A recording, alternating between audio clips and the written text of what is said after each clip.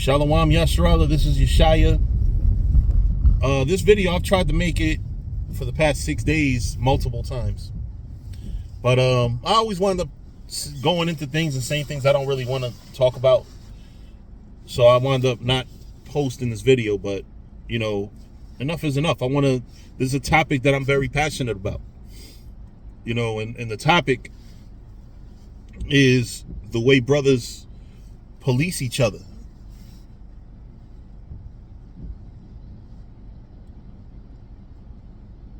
You know, and when I say police each other, right, we're sitting here watching each other's lives. We're sitting here, you know, from the outside looking in, telling a man, oh, you're wicked because you do this, and you're making assumptions about a man's life. Perfect example is when videos were done on us for having a simple fucking cookout or two. And I'm not going to talk, you know, this isn't directed at the camp that did that. You know, because there's no bad blood on my end. You know what I'm saying? But at the same time, I have to address that that's not a spirit that's new in Israel. Israel has been, you know, basically worried about each other a little too much. You know, brothers get worried, but they're not actually worried for me or me or my camp. You know, they don't really care whether or not we are 2/3 or whether we live or die.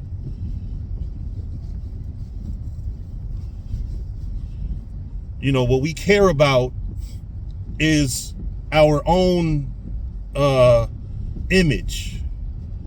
Oh, you corrected that. You let that brother have it, you know? And the truth be told is, you know, it's off to even pay me that much attention. Honestly, paying other paying men that much attention. You know, we go on each other's social medias. Because I seen it this week. It disgusted me, man. Somebody, and the brother may come across this video. It's not personal, but you know, you doing videos where you're making memes with men as if they're throwing up Baphomet and they're throwing up like Masonic hand symbols. And I'm gonna be honest with you, man. Like, just because a man's hand goes a certain way does not mean that he's throwing up a gang sign or a hand sign. You know, I remember when GMS did a video on Comfy years ago when he threw up the Baphomet, but what he threw up, you could tell he intentionally threw it up. Right? But then it becomes, oh, he threw up the Baphomet too. Now somebody took a video of Apostle Tahar while he was teaching, and he was pointing at somebody and this finger happened to be up. And somebody equated it with that. And it's like, bro, it's in the middle of him talking. It's not that he's throwing it up. It's one thing in the midst of talk, because us black and brown people, we talk with our hands. That doesn't mean we're throwing up the Baphomet, man. Like, a lot of you dudes are really spaced out, thinking, you know, it's a witch hunt. It's basically you're looking for wrong in brothers' actions. You're looking to condemn brothers. You're looking to get points. And I hope you don't think for a second that the Lord is giving you cool points. You niggas get no cool points. You're sitting here looking up a video and you're in hyper accentuating the point, if that's a word, about a man throwing up a hand symbol when all he's doing is talking, and he's talking with his hands. And the Baphomet might come out by mistake. It's not like a serious. When Comfy threw up that symbol, to me, and I'm being honest, to me it looked intentional. That symbol, the way he threw it up and everything, was a lot different. A lot different from the way y'all are whatchamacallit, the way y'all are trying to portray Elder Apostle Tahar throwing up like he didn't throw up the Baphomet like he's intentionally throwing it. Like I said, it's in the midst of talk. You know, but what happens is, you know, we're so caught up in policing each other. You know, it's like, yo, literally, Israel does not let you live. Israel does not let you live. Look at Daniela and the shit he's going through. He believes that the chip is the, you know, let me not get flagged by YouTube, but he believes what we believe as far as that. And his movie proves it. But y'all are on his case saying he don't. That's crazy. Like, why do we police each other? What makes you the authority? The one that has to tell a man, you can't have a cookout. You can't live your life. You can't go to Atlantic City with all that Hennessy, drink it and sing and rap whatever's in your headphones. Yeah, do that. You can't gamble. You can't, you know, you can't save your money. You can't buy a house. You can't wear Versace. You can't wear Polo. You have to be as plain as possible. Like, we police brothers in a way that's almost like, what the fuck? You almost want to say, what the fuck is wrong with you? Were you dropped on your fucking head as a baby? Like, yo, bro, these men are just living their fucking life. Let men live their fucking lives. You know, let men do what they do without sitting here trying, like, waiting on their shit. First off, if you are on my social media and you have no personal interest in me as either a friend, a brother, somebody you want to keep in contact with in a brotherhood sense, get fucking help. You need therapy. You are weird. Nobody should be on my social media that doesn't give a flying fuck about me. That's why a lot of times when I see Israelite names, it's either a fucking scammer or it's well, either way, it's one of three things: a legit Hebrew Israelite, sincere brother or sister. It's a fucking scammer in Nigeria or Africa, some damn where, or it's a scammer, meaning that it's a brother who's being fucking nosy and trying to find something to make videos on me about. And I give you, all you dudes out there that want to make videos about me, I give you more than enough material. Go right ahead. I'll never forget Comfy and them went through my MySpace one time. It was public. I don't give a fuck. It was public, and they showed a picture of me standing in a full garment, right? Mitri and all and everything. They had a picture of me standing in front of something that said Happy New Year. And they said, if this is an Israelite, then what's he doing here? What they didn't know before they aired that picture out was that picture was taken inside of a Hebrew Israelite school. And although I don't recall the exact date that the Israelite New Year fell on that year, it was an Israelite New Year holy day. So in other words, it was the first new moon of the year. 2 weeks after that day that I took that picture, we were celebrating Passover.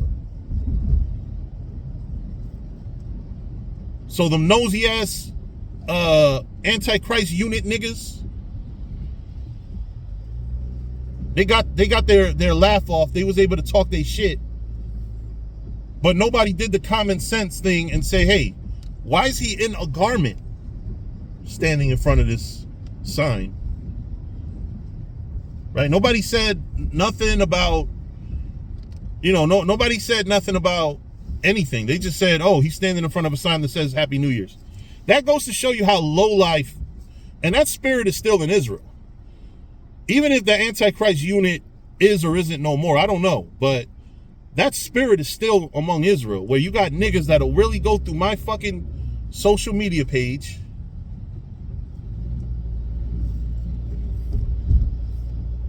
they'll go through my social media page just to look for things to talk about.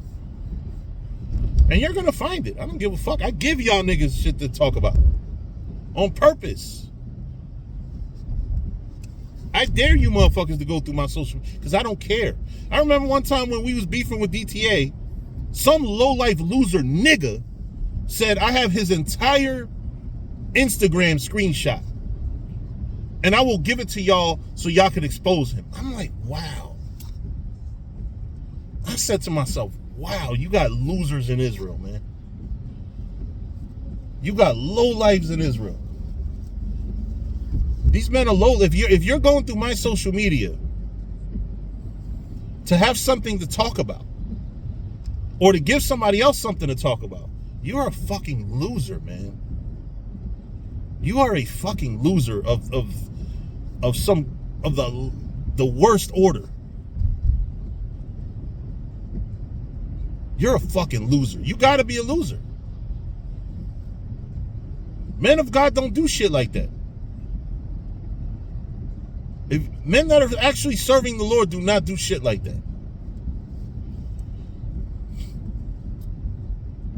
You niggas are losers, man. You know what I'm saying? Like, you got to think about it, man. The scriptures tell you in Ecclesiasticus, it says, meddle not in many matters. Now, it doesn't specify what kind of matters, because that's the scripture that a lot of men use to say, meddle not in another man's affairs. But the fact that it says meddle not in many matters, but the scriptures also tell you to be a watchman. So now you have to be do a little bit of critical thinking here. It tells you to be a watchman, so you have to watch out, right? But it also tells you meddle not. So don't go into these matters. Don't worry about if a man's having a fucking cookout. Don't worry if a man's standing in front of a sign that says Happy New Year. You know what I'm saying? Like, that's stupid. You know? Like, get the facts. If you're gonna pursue me or try to say, hey, let's make sure that this guy is who he says he is, and you find that picture, ask the right questions. When was this picture taken to begin with? Don't we have a fucking New Year too in Israel? You know, did the people in the Bible not have feast days that we have to keep until, not even until, we're going to keep these holy days until eternity. So what the fuck is wrong with men having a fucking cookout, man? Mirthing it up. So what? Nigga he was made up his own word, mirthing it up. Like Israel is something else, bro. That's why a lot of times you get that violent spirit, because it's like, yo, when can I live a life? When can I live a life? You know what I'm saying? Like you motherfuckers, I don't know what you do in your private time. You know what I'm saying? But yo, me and mine, we have a good time. We hang out with each other. Or, you know what I'm saying? Like I'll go to a fucking bar. I don't give a fuck. Because I'm not doing nothing wicked by doing it. I criticize myself. I'm on my own case if I do something wrong. I'm on my own case. I don't need you niggas on my case. But listen, if you want to correct me if I do something wrong, by all means. But make sure it's something wrong. Not fellowshipping with brothers. You know? But, you know, I'm going to read the scripture, matter of fact, man. I'm glad that I was able to pull over. I'm glad I was able to pull over, man. Because this needs to be said. This needs to be said and this needs to be read. Where is it? Ecclesiasticus 10.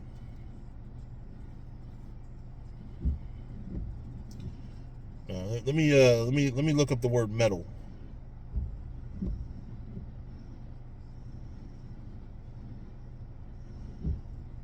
Oh, Ecclesiasticus 11 and 10.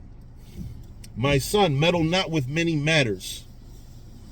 So don't worry about many matters, right? Don't worry about what this one's doing, what that one's doing, right? It says, for if thou meddle much, thou shalt not be innocent. So if you're sitting here watching a brother too much, you're not going to be innocent. Because trust and believe, at the same exact way you're watching me to look for something to talk about, 10 other motherfuckers are watching you, because now you're the fucking paragon of virtue. You're going out there basically saying, I'm perfect, so I can tell Yeshaya he's fucking wrong for having a cookout. Or I can tell the men of valor they're wrong for having a cookout. Don't you know that there's going to be brothers that listen to us that don't even tell us, but now they're going to watch you for the shit you do wrong, and they're going to see it. They're going to say, oh, this motherfucker's out of his mind. Something's really wrong with him. Right? Moving forward. Right? It says, and if thou follow after, if you continue to meddle in these affairs, if you think you have a lead to some wickedness, thou shalt not obtain. You're not going to find it. If you're looking for something wicked that I'm doing, right? You don't think I'm checking myself every fucking time I do something wrong? You don't think I got brothers around me that'll tell, hey, you shouldn't have done that out. You know what I'm saying? Like, I got brothers, Tazawam will tell me if I do something wrong. Ali Ashaya tell me if I do something wrong. Big Show will tell me. Zakaria will tell me. You know, one of the Bronx Bombers will tell me. I got men around me that'll tell me if I did something wrong. Neither shalt thou escape by fleeing. Because now you're all involved. Now you're all really like trying to fucking get people to come at me, right? When I've done no wrong, and then they're gonna examine your proof and say, where's the scripture that says that a cookout is wrong, or where's the scripture, or where's the proof that he took this picture January 1st? There is none. So now they're gonna turn back and look at you, and they're gonna say, you know, you led us wrong against this brother. This brother's done us no wrong. What else are you wrong about? So, you know, I wanted to talk about y'all, man, or talk to y'all. Matter of fact, let's go back in the scripture, man.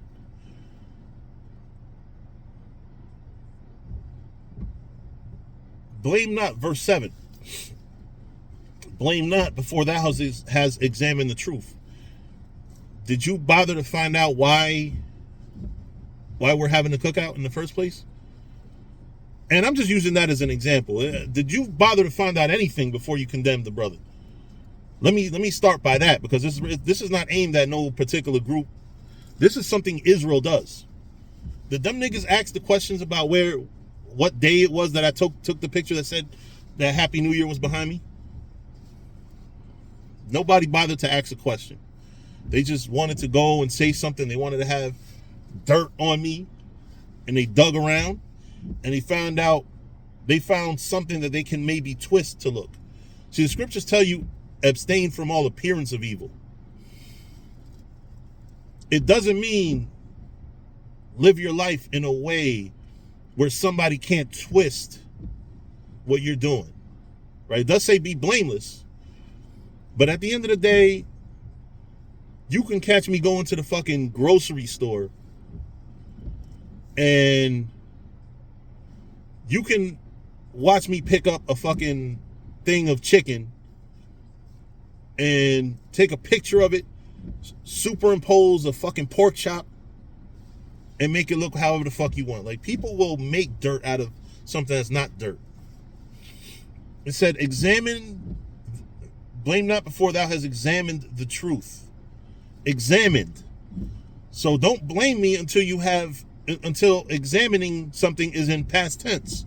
So you've already done it. You've already looked at the whole situation. And then you say, hey, Yak, listen, I saw you at the supermarket. You know, somebody posted a video of you holding a pork. Like, brother, I never touched a fucking pork chop. It was chicken. You know what I'm saying? Or whatever. Like you saw me at a fucking Future concert, or you went to my social media and you found a video of me fucking singing New Edition. So fucking what? Show me in the scripture where that's wrong at. Oh, okay. Understand first, then rebuke. See, that's what men don't do. Men don't take the time to understand the situation, ask the right questions, and then rebuke. Men jump right to social media, right to YouTube, right to Facebook. Yeah, this nigga off, he's wicked. But you haven't talked to me yet. I'm going to give you all the perfect example of something that was done and the proper channels were taken. And this is an old situation. This is over 10 years old, but you know, I know by now a lot of people know about the Zabak files, and that's something that happened over 10 years ago. I'm not holding Zabak to it any longer. The video was about 11 years old. But I will say this. We spoke to Zabak. We had a council with Zabak. And the situation was one that we could not keep to ourselves. So that's why we did the video. It's not like we just jumped to YouTube not knowing shit. No, we notice we literally had receipts. We literally had proof of what we were saying. That's what you have to have. You can't go through my social media and say, oh, see, this is proof. This is a fucking picture. What's the story behind this picture? So reading on, it says, answer not before thou hast heard the cause. Don't answer. Don't tell me what is an answer. An answer is to a question. Ask your questions first. Then you answer and you say, hey, this is the way I perceive what you did, or this is what it looks like, brother. Then it says, neither interrupt men in the midst of their talk. Because that's another thing that's a big fucking problem with Israel. You can't even speak at camp without the nigga behind you talking nowadays. Shut the fuck up. That's it. Israel needs to learn to shut the fuck up. STFU. If you don't remember that video, nobody in Israel should be a fucking chatterbox. If you're talking too much, you're talking too much. That's it. Nobody should be a fucking talker. Scriptures tell you, let thy words be few. Reading on. But no, let's go back to it. Neither interrupt men in the midst of their talk. Don't interrupt somebody when they're speaking.